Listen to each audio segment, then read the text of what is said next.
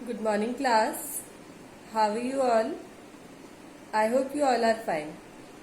So, class, this is your Hindi period. Take out your Hindi literature book, Bhashapat.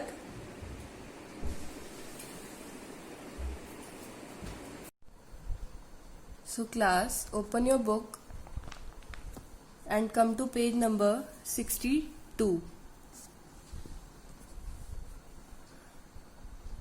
So today we are starting this chapter number 8, and the name of the chapter is पौध घर. क्या है chapter का नाम? पाठ का नाम है पौध घर. So I am reading this chapter. Please listen carefully. गर्मी का महीना था. पिछले कई दिनों से भीषण गर्मी पड़ रही थी. धरती तो रुई की तरह जल रही थी. घर से बाहर निकलना दूभर था. खिड़की से झांकने पर ऐसा लगता था जैसे किसी ने हवा में आग घोल दी हो. रश्मि अपने छोटे भाई सरस के साथ पूरे दिन एक ही कमरे में रहते रहते ऊब जाती थी. एक दिन सुबह के समय रश्मि ने आसमान की ओर देखा तो उसकी खुशी का ठिकाना नहीं रहा. क्षितिज पर कुछ बादल दिखाई दिए. वह खुशी से दौड़ती हुई सरस के पास पहुंची. भैया भैया, बाहर चलकर देखो ना, वर्षा होने वाली है. आसमान में बादल दिख रहे हैं. क्यों शोर मचा रही हो दीदी? उफ, कितनी गर्मी है. इतना कहते हुए सरस भी बरामदे में आकर खड़ा हो गया.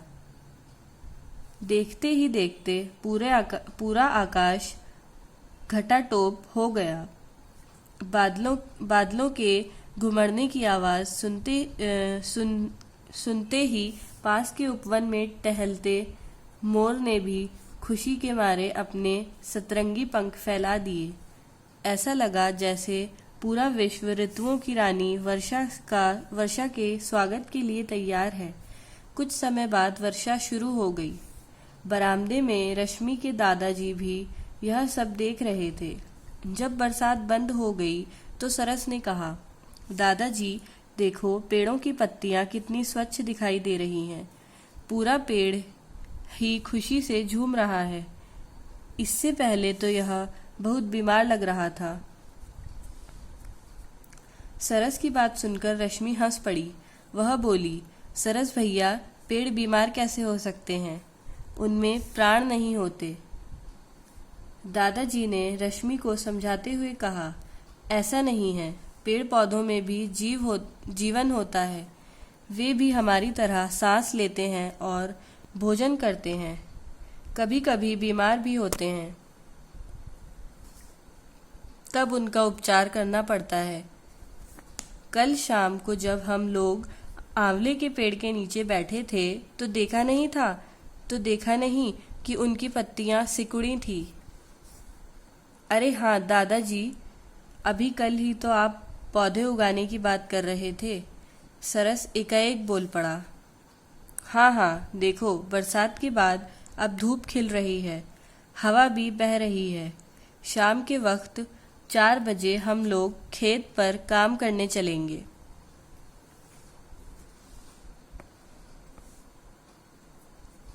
गर्मी का महीना था. कौन सा महीना था? गर्मियों के दिन थे.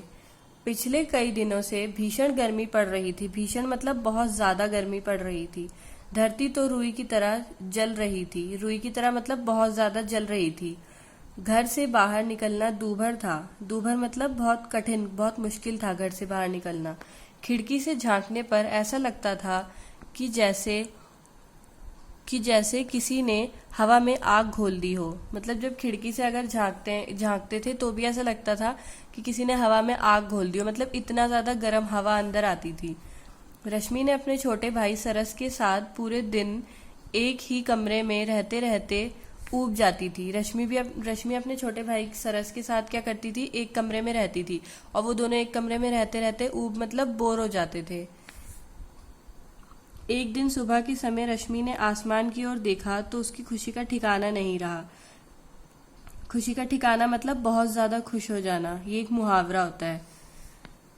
जब उसने देखा, एक दिन सुबह उठ के उसने देखा कि आसमान में क्या था, बहुत ज्यादा बादल छा गए थे। क्षितिज पर कुछ बादल दिखाई दिए। क्षितिज मतलब क्या होता है? वह स्थान जहाँ धरती और आकाश मिलते दिखाई दें। ओके। वह खुशी से दौड़ती हुई सरस के पास पहुंची। वो एकदम खुशी से भागती हुई सरस के पास गई। भैया भैया बाहर चलकर देखो ना, वर्षा होने लगी, वर्षा होने वाली है। उसने क्या बोला अपने भाई को? भैया भैया बाहर चलकर देखो, वर्षा होने वाली है, आसमान में बादल दिख रहे हैं। क्यों शोर मचा रही हो दीदी? उफ कितनी गर्मी है। ये किसने बोला? सरस ने बोला। इतना कहते हुए सरस भी बरामदे में आकर खड़ा हो गया। देखते ही देखते पूरा आकाश घटाटोप हो गया। घटाटोप मतलब बादलों से पूरा आकाश ढक गया। बादलों के घुमड़ने की आवाज सुनते ही पास के उपवन में टहलते मोर ने भी खुशी के मारे अपने सतरंगी पंख फैला दिए। बादलों के घुमड़ने मतलब बादलों के गरजने की आवाज सुनते ही जो मोर थे, मोरों ने भी क्या किया? अपने खुशी से अपने सतरंगी पंख फैला दिए। मतलब मोर भी अब खुश थे कि अब बारिश आएगी और गर्मी थोड़ी कम हो जाएगी। ऐसा लगा जैसे पूरा विश्व ऋतुओं की रानी वर्षा के स्वागत के लिए तैयार है। कुछ समय बाद वर्षा शुरू हो गई। बरामदे में रश्मि के दादाजी भी यह सब देख रहे थे। जब बरसात बंद हो गई तो सरस ने कहा, दादाजी देखो पेड़ों की पत्तियां कितनी स्वच्छ दिखाई दे रही हैं। जब बरसात बंद हो गई तो सरस ने अपने दादाजी से क्या कहा कि दादाजी देखो पेड़ों की पत्तियां कितनी साफ दिखाई दे रही हैं। पूरा पेड़ ही खुशी से झूम रहा है। इससे पहले तो यह बहुत बीमार लग रहा था। खुशी से झूम रहा है मतलब कि जब पेड़ों को पानी मिल गया तो पेड़ कैसे हो गए? अब हरे भरे और बहुत फ्रेश फ्रेश से दिखाई दे रहे थे। मगर जब बारिश नहीं हुई थी तो पेड़ कैसे दिख रहे थे? बीमार मतलब कि वो बहुत सूखे रूखे दिख रहे थे। ऐसा लग रहा था कि उनमें कोई जान ही नहीं होगी बिल्कुल। सरस की बात सुनकर रश्मि हंस पड़ी। जब सरस ने ऐसा बोला तो रश्मि हंसने लगी और उसने क्या बोला? सरस भैया पेड़ बीमार कैसे हो सकते हैं? उसने क्या बोला कि पेड़ बीमार कैसे हो सकते हैं? पेड़ थोड़ी ना बीमार होते हैं, उनमें प्राण नहीं होते। उसने क्या बोला कि उनमें प्राण नहीं होते। दादाजी ने रश्मि को समझाते हुए कहा, ऐसा नहीं है। दादाजी ने क्या बोला कि ऐसा नहीं है, पेड़ों में भी क्या होते हैं? प्राण होते हैं। पेड़ पौधों में भी जीवन होता है। वे भी हमारी तरह सांस लेते हैं और भोजन करते हैं। जैसे हम सांस लेते हैं और खाना खाते हैं, वैसे ही पेड़ भी सांस लेते हैं और खाना खाते हैं। कभी कभी बीमार भी होते हैं। जैसे हम कभी कभी बीमार हो जाते हैं, वैसे ही कभी कभी पेड़ भी बीमार हो जाते हैं। तब उनका उपचार करना पड़ता है। कल शाम को जब हम लोग आंवले के पेड़ों के नीचे बैठे थे तो देखा नहीं कि उसकी पत्तियां सिकुड़ी थीं। दादाजी क्या बोल रहे हैं कि कल शाम को जब हम आंवले के पेड़ के नीचे बैठे थे तो तब तुमने देखा नहीं था कि पेड़ की पत्तियां जो थी, आंवले के पेड़ की पत्तियां, वो बहुत सिकुड़ी हुई थी। अरे हाँ दादाजी, अभी कल ही तो आप पौधे उगाने की बात कर रहे थे। सरस ने एकदम से बोला। एकाएक मतलब अचानक से एकदम से बोला कि हाँ दादाजी, कल ही तो आप पेड़ पौधे उगाने की बात कर रहे थे। हाँ हाँ, देखो बरसात के बाद अब धूप खिल रही है, हवा भी बह रही है।